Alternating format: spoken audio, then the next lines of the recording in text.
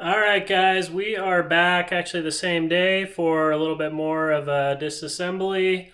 So what I'm planning to do with this video is to follow through with my plan for the last video and remove this secondary air pump. Like I said, I plan to delete this, and I do have those block off plates for the back. I'm not going to remove the back portion of this tubing, but really just want to get this out of the way in hopes to make it a little easier to get this intake manifold out of here. And then once all that's off, we can focus on those back plates as well. And then after that, I'm going to see if we can't get some of this Evap stuff out of the way and this boost controller out of the way. So let's get to it. Okay guys, let's go ahead and get to work on this secondary air pump. So it looks like we've got a 10 millimeter bolt here, a 12 millimeter bolt here and a 12 millimeter bolt down here. So let's go ahead and get these off.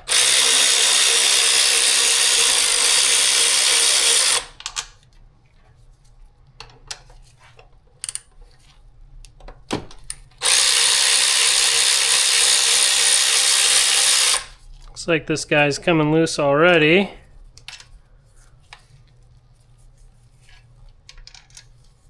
Perfect. And then we got something holding this guy on. So I think that we have a 10 millimeter down there that needs to come off, it looks like. So let's go ahead and switch to a 10. I'm going to grab the flashlight.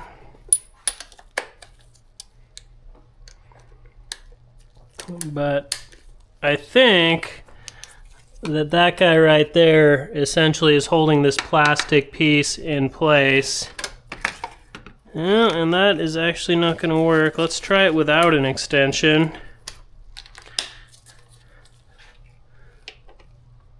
I'm going to be gentle. Perfect, I got on there good. Okay. Be careful not to drop this guy. Got him.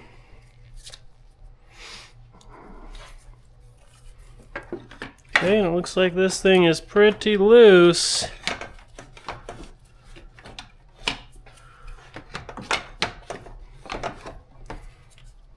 So I'm going to set this down. So I'm just going to kind of twist this. Obviously it's catching a little bit here on the AC tubing.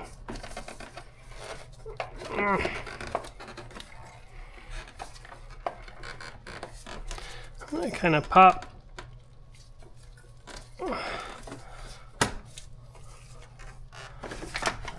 I'm going to pop the tubing over this. There we go. Perfect. And I actually did this earlier, but this is connected way in the back by a little hose clamp. Essentially, it's one of the spring styles. It is a pain in the butt to get to. I'll show you what it looks like.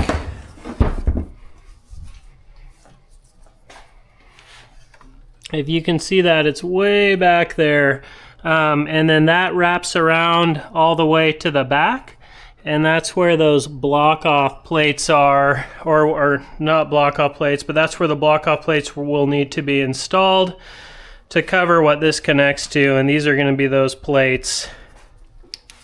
So this guy we are probably never going to reuse, to be honest, but we'll go ahead and label these bolts and set them up with this anyway, because you never know.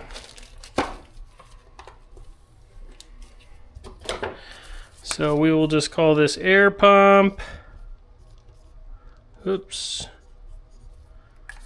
Perfect. I'm going to put this in my spare parts section. This is unlikely that I'm going to actually use this. Okay. So that came off actually a lot easier than I thought it was going to. And you can see that that gives us quite a bit more room to see here. So now let's see if we can't get this Evap stuff out of the way. So it looks like we have got a 10 here, a 10 here, and this looks like it's connected on the back with a 10 mil, this little solenoid here. And then we've got this guy, that looks like it's more of a 12 actually. So we're gonna need to disconnect those. We're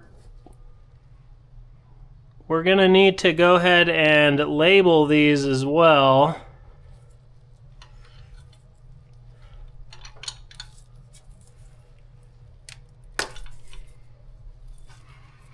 So we'll pull that guy off. This guy came right off as well. That was pretty easy.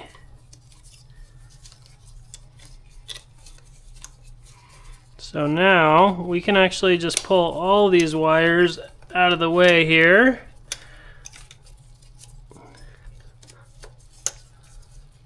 And actually, I think what we're going to end up doing, because we're not going to be reusing these solenoids or any of this Evap stuff, is we're probably just going to end up taping these guys off.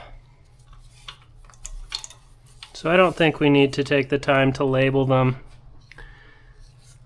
Okay, so getting down to this, you can probably barely see it, but there is a 12mm bolt back there holding that solenoid in place. Let's see if we can get that with a socket.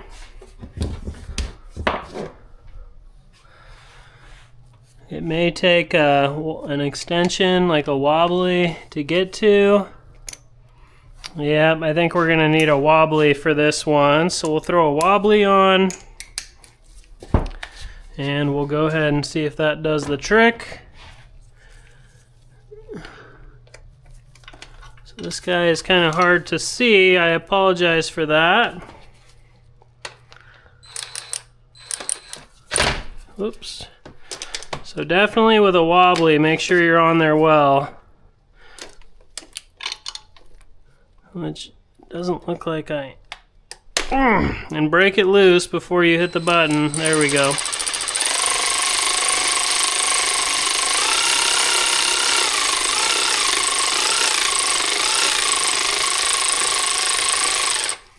Okay, so it looks like this whole solenoid is loose, so I'm going to try and fish this out without losing this bolt. Okay, I'm going to grab that bolt out of here so I don't lose it and set that aside. Okay, we're then going to need the 10mm to get this solenoid. And I think this one we can get from the back.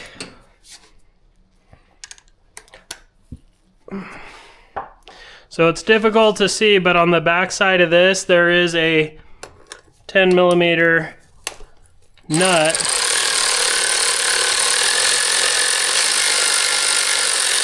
And that was pretty easy to get. So there's that. And I'm going to go ahead and just screw that back in there just for now so that we don't lose it. Okay, so this is definitely loosened up now.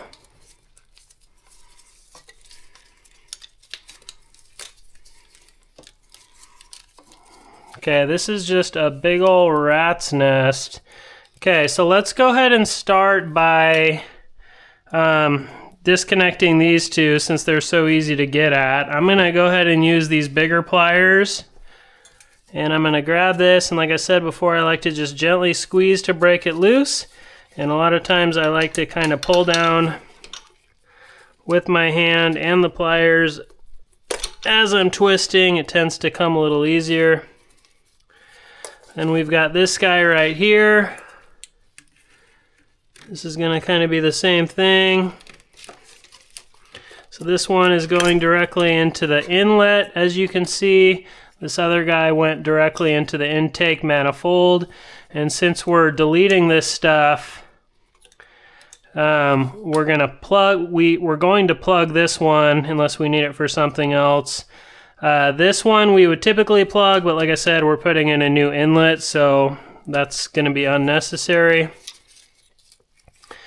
And then we do have one final plug back here, which is going to be difficult to reach. It wires into, or it tees into the fuel line, I believe. And then essentially this is like a vent for the fuel line. So I don't know that I'm going to be able to get back there to delete that in the back. Let me take a look at where this goes. Okay, so that goes way back there. Let's see if I can get this to disconnect here.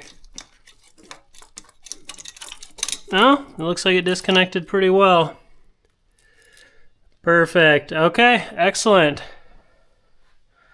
So that's part of the fuel line. Like I said, that's going to be completely absent when we're done. Okay, and this is the Evap stuff, which we're going to delete. So we're going to go ahead and tape these guys off. And that is that. Now while we're at it, let's go ahead and remove this electronic boost controller as well.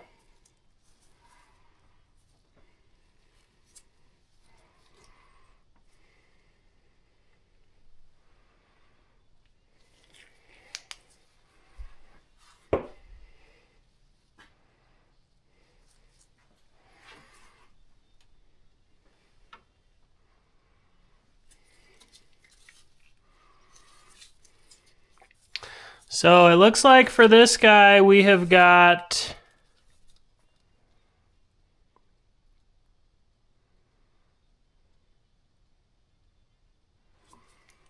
some 10 millimeter and a 12 millimeter, and then we've also got some tubing here. So let's go ahead and we'll start with the 10 millimeter one since we've already got that socket on.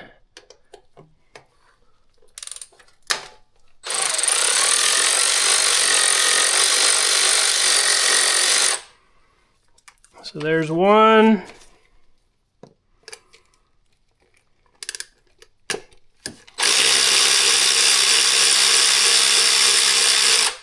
There's two. And this is actually just the cover, so we'll see what happens when we just kind of take this off on its own. We're going to switch back to the 12. We don't need the wobbly.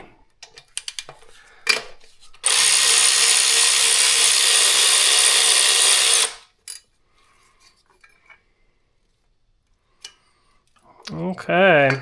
I'm going to put this back in here. I know we're going to end up needing some of these. It's nice if we can keep these in place as best as we can. Okay, so now, this is the electronic boost controller. Essentially, it's not connected to this cover. Other than this little deal right here. So I'm going to pop that off, pop that out. I'm actually going to reuse this cover. So we're definitely going to want to hold on to that. And then we can see here how the electronic boost controller is set up. So we can see it runs here into the inlet, plugs into the wiring harness, and then this tees down into both the turbo and the wastegate. So basically this is a 2-port electronic boost controller. We're going to be switching to a 3-port. So we should be able to just disconnect this and pull this guy off, but we do want to label this guy for sure.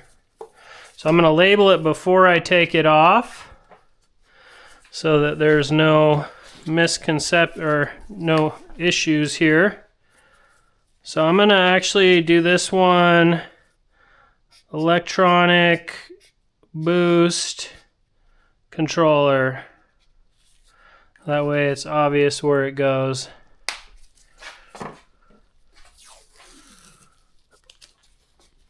Because we're going to need this plug-in for the new electronic boost controller. So I probably should have pulled this off first.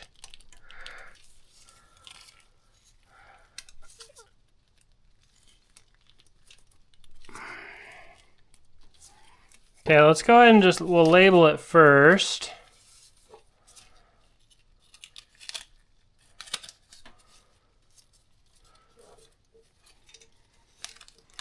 Try and label it to where it's at least fairly legible.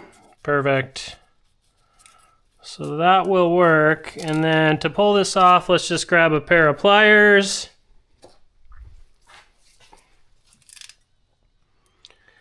Squeeze. Whoops. There we go. Perfect.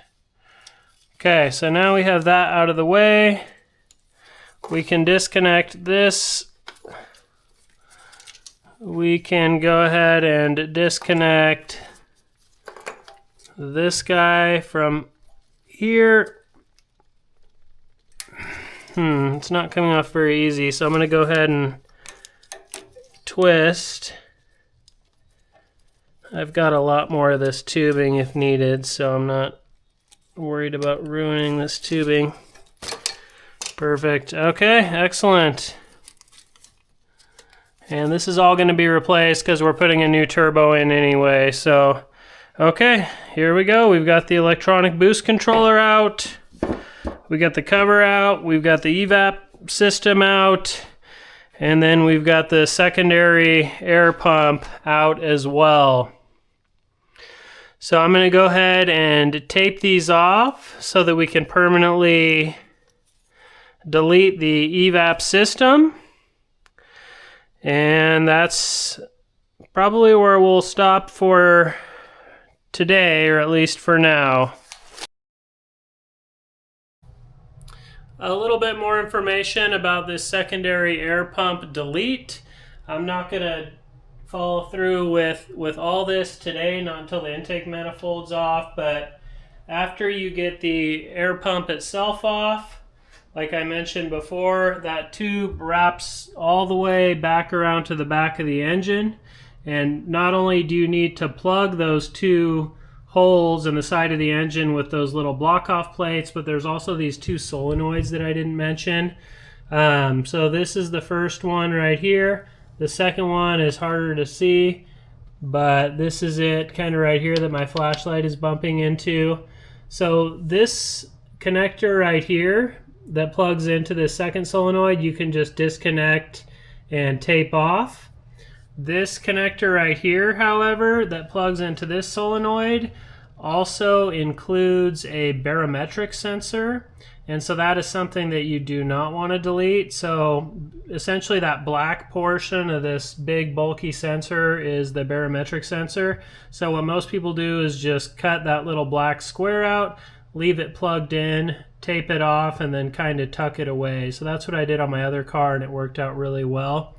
What I found works the best to get that little black section off is a Dremel with like a circular, or I guess more like a spherical tip, and you can just kind of go around the edges of this, and that breaks this black portion loose from this big bulky solenoid, and it just kind of pops right off. So, and I'll make a video of that when I get to that point.